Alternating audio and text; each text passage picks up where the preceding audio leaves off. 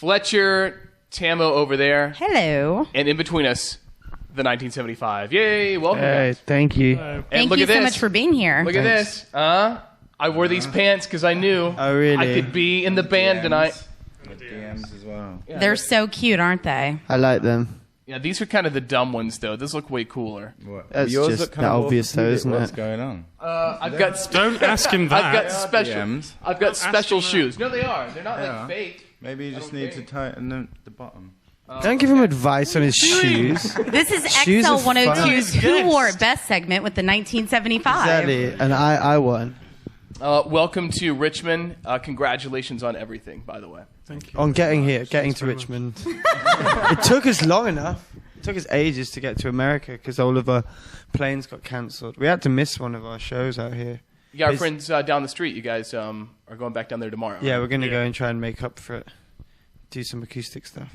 I have a couple of questions about for people who, and I said when the album actually came out, like I only care about this happening this year, by the way, because there were so many teases with EPs. Why did you roll out your music that way?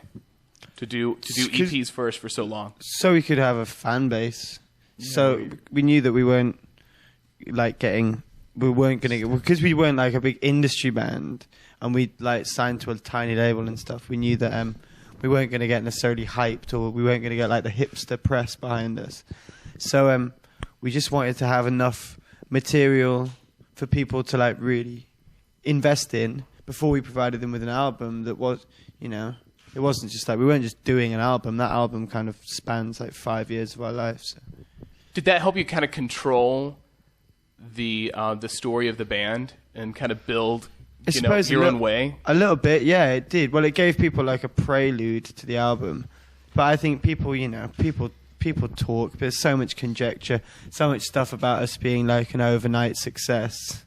It's 10 years actually, but it's been, I think with the EPs it was just making sure we kind of solidified our identity, so people kind of understood, all the elements of our band.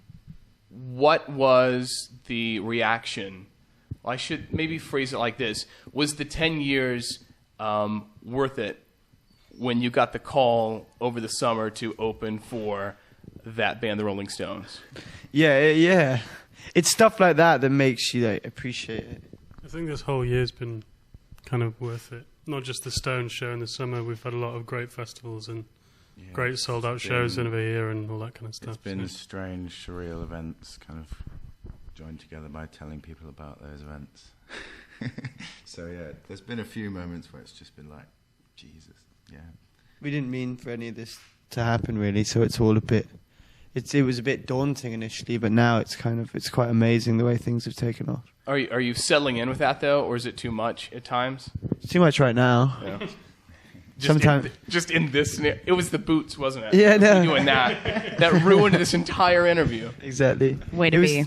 It's amazing. It really is an amazing kind of experience. Like something going from nothing into what we live is kind of everything. I don't think we really know how we feel about it. It's all just happened so fast. Like a year ago, we were in my bedroom, and now we just keep touring the world non-stop. It's crazy. Well, I have a couple of side notes. He's definitely the music fanatic here. I'm more interested in the personal aspect. Like, in this year, not only have you gone on tour with the Stones, but also one of our favorite bands that we've had here recently, The Neighborhood.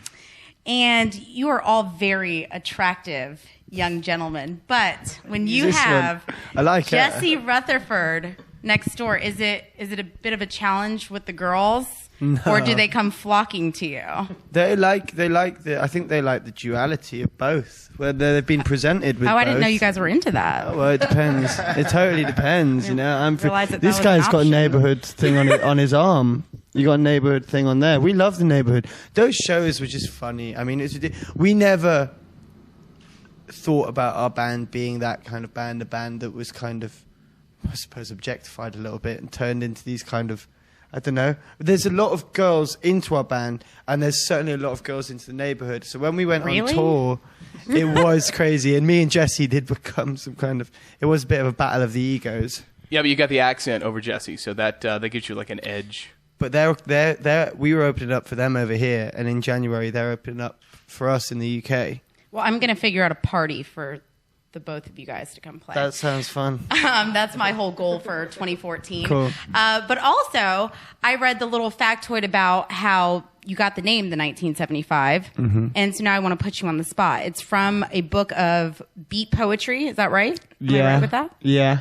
So I want a little impromptu poetry. Whether it's a haiku. Here's my challenge for you. I want a haiku about XL102 or Richmond or Miracle on Broad Street. I'm giving you a blank canvas, but 3 lines. You gotta break this out. That's not a question, though. It is kind of... In an interview, the idea is to ask questions. Ask a question and I provide an like answer. the way he's turning this around. Now I'm the bad one. You're giving I'm me not all of the professional. work. You're giving me all of the work. Let me think. You want me to write a poem now? I'll actually... But the beat poetry thing wasn't even really that relevant to our name. I can try. What is it? 102.1.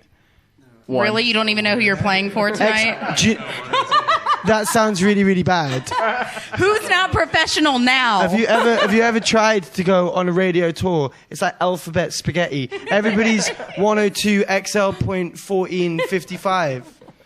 But yeah, I can't write a poem right now. All right, that's fair enough. I'll write one and I'll slip it under your door. I don't even know my I'll own write a name. poem for you.